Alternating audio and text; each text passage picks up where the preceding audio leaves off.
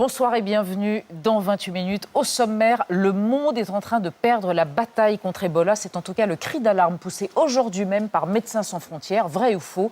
L'épidémie vire en tout cas à la psychose en Afrique de l'Ouest, touchant des pays au système de santé bien évidemment sinistrés. On en parlera, mais pas avant d'avoir prêté une oreille attentive et fascinée à Véronique Poulain, fille de 2 sourds-muets, dont le témoignage en librairie, brillant et poilant, tord le cou au pathos.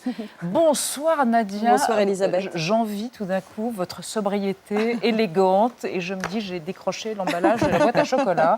C'est un peu ridicule. Vous allez bien? Ça va très bien et vous? Vous allez comme tous les soirs et toute l'année Oui. débusquer des informations éclairantes. On en a besoin dans le monde d'Internet et du numérique, pour lequel vous n'avez pas de secret, Claude Askolovitch. Absolument pas.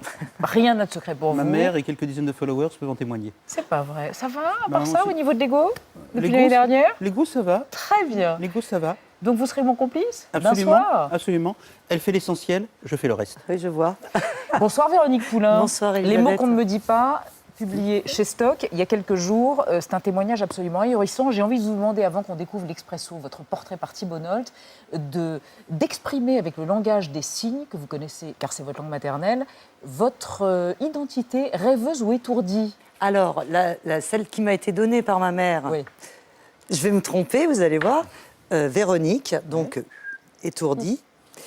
Et moi, depuis plus de 25 ans, je dis que c'est Véronique. Donc rêveuse, parce que rêveuse se dit comme ça. Et quand ma mère a lu le livre, elle m'a dit rêveuse. Mais elle ne vous a pas dit vétonite? Parce que c'est comme ça qu'elle vous appelle, car elle est sourde, mais elle Ça, parle. c'est quand elle. Oui, pas quand je suis avec elle. Très C'est bien. si elle doit m'appeler, que je suis dans la rue, Dans et que un je suis magasin, loin, si et que de possible, dos. très Et de loin. dos, voilà. On vous retrouve dans un instant après l'Expresso de Thibault Nolte. Regardez.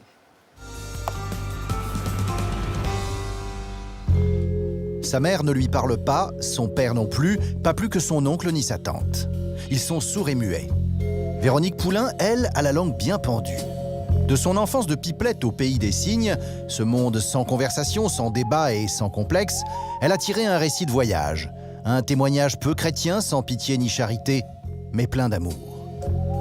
Elle tient la chronique d'une vie dont personne ne sait rien, mais dont tout le monde est curieux. Un sourd, comment ça marche ? En France, environ 1 enfant sur 1000 naît sourd et 100 000 personnes utilisent la langue des signes, y compris Véronique Poulain, dont c'est la langue maternelle. Véronique Poulain étanche toutes les curiosités surdimuditaires.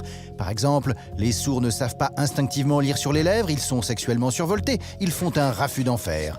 D'ailleurs, elle a surtout souffert des bruits gutturaux, caverneux ou intestinaux de ses parents et de l'ennui interminable, récurrent, mortel.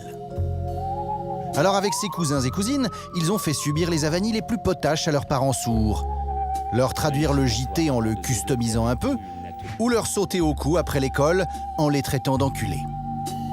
Entre cours des miracles et cours de récré, le monde du silence est vraiment détonnant. Merci. Véronique Poulain, une enfance Merci. très heureuse, placée sous le signe des gaz hilarants, j'ai envie de dire. Un petit peu aussi. Oui, j'ai un peu forcé le trait, mais il Oui. fallait bien que j'explique que les sourds ne s'entendant pas, ils ne contrôlent pas les bruits qu'ils font. Alors, ils sont éduqués, ils savent qu'il ne faut pas tirer une chaise, ils savent que même pour les gaz, ils savent que ça D'où peut la faire du séquence bruit. d'ores et déjà mythologique de maman dans l'autobus qui lâche des gaz et Oui. personne. Tout le Mais monde la l'entend plupart du sauf temps, elle. ça ne fait pas de bruit. Mais bon, Oui. voilà, Oui. comme nous, on contrôle, Oui. enfin. Non, mais Parfois. l'intérêt de ça, c'est que vous décrivez avec beaucoup d'acidité et de tendresse votre attitude à vous qui était ambivalente entre la gêne, Oui. vous avez appelé ça la honte, mais c'était peut-être juste de la gêne, Je suis et l'amour fou et l'admiration, quand même, pour Oui. leurs différences, Oui, oui. que vous revendiquiez. Que je revendique. Oui. La gêne, je l'ai eue à cause du regard des autres, hein, tout simplement. Sinon, a priori, pour moi, c'était différent. Mais enfin, voilà, c'était pas un drame de la misère, mais du tout. Et l'admiration, elle est venue plus tard, quand justement ils ont commencé à se réveiller, ce qu'ils appellent le réveil sourd. Oui, parce que sourd en France jusqu'aux années 70, c'était être véritablement un citoyen de 2e catégorie. Ah, mais il y avait La rien. langue des sourds, la langue des signes était interdite. Était interdite. Non, pas en 70, elle était interdite En pendant un 1880. siècle. Oui, absolument. Jusqu'aux années 70. Ah bon? Les enfants étaient attachés, leurs mains étaient attachées dans le dos s'ils essayaient de s'exprimer avec cette langue. Je savais pas que ça avait duré si longtemps. Ah oui, ouais. mais Et vos parents ont été déterminants dans le coming out des sourds. Oui. Mais expliquez-nous ça. Mes parents, c'est-à-dire qu'il y a des Américains, il y avait déjà un homme, Jean Grémillon, qui se battait beaucoup. Un metteur en scène américain est venu avec ses 2 interprètes, et là, ils ont dit, mais qu'est-ce qui se passe? Il n'y a rien. Aux États-Unis, il y a une université. Il y avait tout, il y avait des interprètes, il y avait des écoles bilingues. En France, rien. Les sourds, au meilleur des cas, ils étaient ouvriers ou... À part mon oncle qui lui dessinait, mais bon, bref. Et mes parents ont découvert qu'ils avaient une langue qui était la langue des signes et que c'était pas rien et que qu'il fallait absolument que ça soit reconnu par l'État. Et ils ont commencé à créer plein de trucs. Ils n'étaient pas seulement mes parents, ils étaient une 50aine, mais c'était formidable. Et là, j'ai commencé à les admirer. Vraiment. Vous aviez quel âge? Ça a commencé, j'avais 12 ans et entre 12 et 18 ans. Le mélange d'amour, de gêne et d'admiration, puis de révolte, ça fait penser aux enfants d'immigrés, d'étrangers. Je me trimballe des parents qui ne parlent pas très bien français, j'ai un peu honte d'eux, mais en même temps, ils se battent. Exactement. Moi, je ne vois pas la différence avec... Je l'ai dit, je crois, à un moment, que si j'avais eu un père... je dis anglais, donc c'est pas la honte quand on a un père anglais, mais si j'avais eu des parents qui parlaient très fort dans la rue, ce que vous me disiez tout à l'heure... On voit votre mère. C'est pas ma mère, c'est c'est pas Chantal votre Lienel. mère. C'est une ressemblance. tu l'as mis la Chantal famille. Lienel. Non, mais ma mère, vous avez mis une photo de ma mère au sein de la troupe. Elle, ça a été la première actrice sourde. Elle a joué Les Enfants du Silence au théâtre, première version. Et c'est elle qui a contribué à ce que le théâtre en langue des signes fonctionne. Formidable, Chantal. Je suis trop contente, parce que là, j'y étais. Hein. J'avais 12 ans. Vous y là. étiez tous les soirs. Ah, Ça devait être dur de se révolter, la révolte adolescente contre des parents qui Non. sont handicapés, mais qu'on admire, mais qu'on aime, et on se moque d'eux en plus. Bah, j'ai un mauvais caractère, je me le traîne depuis tout. Donc vous avez réussi à vous révolter quand même? Ah, mais j'étais épouvantable.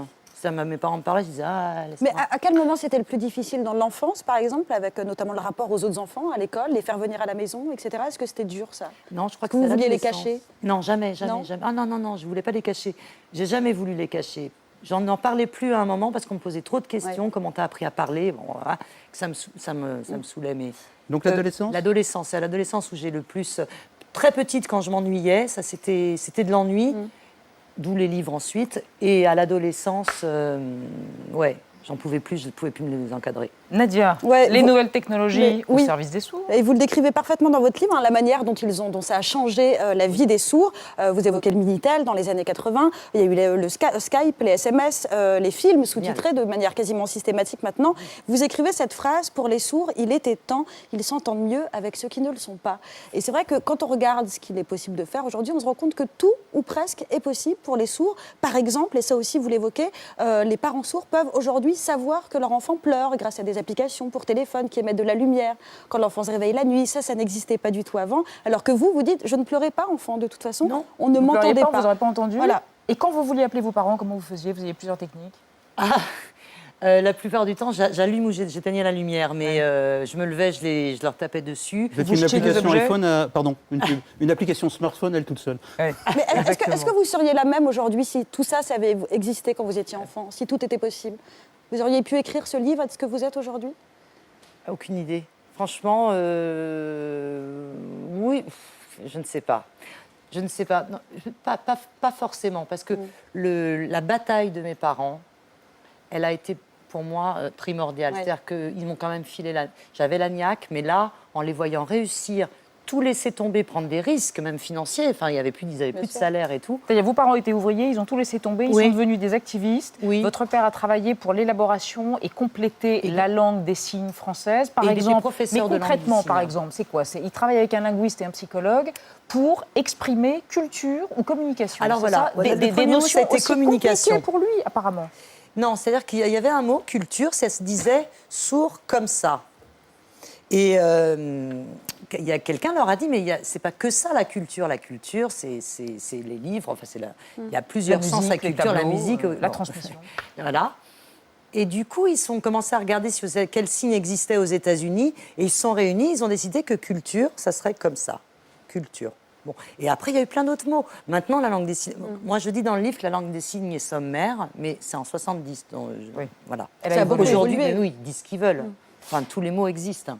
La question de la transmission dans une éducation faite par 2 parents sourds-muets à une enfant qui est parlante. Comment ça se passe, la question de la transmission? Il n'y a pas de dialogue en famille? Il n'y a pas de projection des Il y a pas parents de sur projection. l'enfant. Ouais. Pourquoi? Parce qu'ils ont peur Parce de que ne pas je pouvoir crois que- aider? Oui, oui. Mais moi, en 6e, si vous voulez, j'en savais plus qu'eux.